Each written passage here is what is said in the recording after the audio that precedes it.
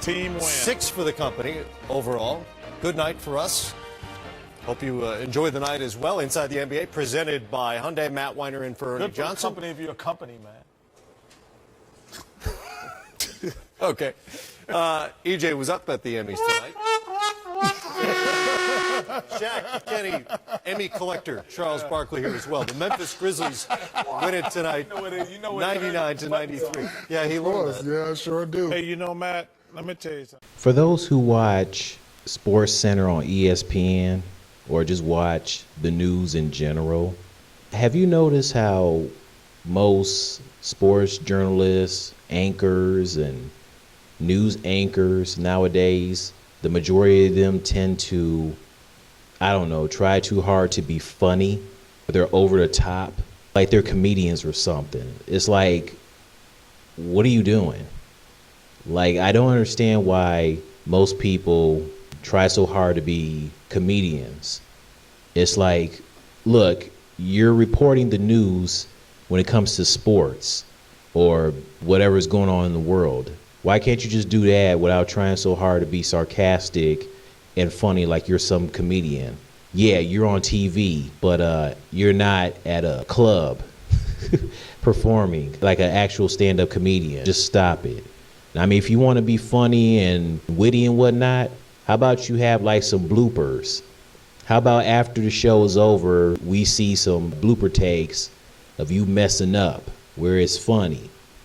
That's where you can be witty and over the top. But during the show, I think these sports journalists and news anchors, sports anchors, I just think they go a little bit too far trying so hard to be funny. Like, yeah, be yourself, but you ain't got to go over the top. And another thing about ESPN, I don't understand why ESPN nowadays is so political now.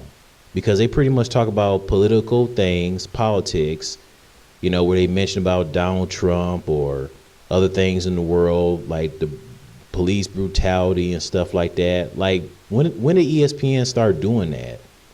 Did they start doing that since Trayvon Martin was killed? It's like, was ESPN ever known for politics since its existence? I highly doubt it. I mean, you're a sports center. You're supposed to talk about nothing but sports-related stuff, okay? To me, I don't think ESPN needs to be talking about politics. Leave that stuff for actual news, like on Fox and NBC and ABC. Leave that stuff for the actual news that's known to talk about politics and stuff like that, not sports-related programs. I just don't understand it. And it seems like ever since Dan Patrick left, it just seems like ESPN has gone downhill. It seems like people on the air now, it seems like they try way too hard to be witty, like they're trying to audition for another job. And Dan Patrick and Keith Olbermann, I felt that they set the standard by being themselves while reporting the news, then went on to fame beyond ESPN. But the many of whom that followed after them, it just seems like they want to skip right to the fame and by being themselves instead of putting their job first. It's like they rather just be sarcastic and put their job last instead of putting their job first. What the heck? You got that all flat ass backwards. It's like, come on now, get it together. And then there's Rachel Nichols. She has her own show called The Jump on ESPN. Rachel Nichols, she seems like a nice woman. She's very cute and sexy. Nothing like a redhead with pale skin, beautiful green eyes. She's thick. She's got a nice body and whatnot, nice legs too. But she seems like a nice woman. But when I watch The Jump, it seems like she tries too hard to be funny at times, or she can go overboard, over the top with certain things, with jokes and stuff, especially with the whole monologue she does as the show is about to begin. Like the one time when the whole Brooklyn Nets trade where they got James Harden and, you know, talking about the trio of Kevin Durant, James Harden, and Kyrie Irving.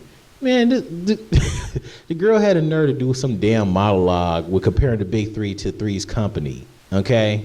You guys know the show Three's Company. It's a classic. Jack, Janet, Chrissy. She had a nerve to use the monologue to compare that Brooklyn Nets Big Three to the Three's Company main characters. And then they have Kevin Durant, James Harden, and Kyrie sitting on the couch. What the heck? Really? Just why?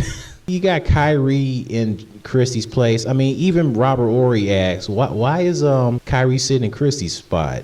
Kevin Durant and James Harden, they smiling while Kyrie is not, as if Kyrie's not happy that James Harden is on the team.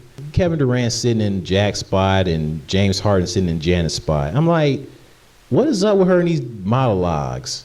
It's like, I mean, I don't mind her doing jokes, but I just wish she wouldn't be so over the top with her jokes, or just being over the top with the monologues and everything else, etc. That's all I'm saying.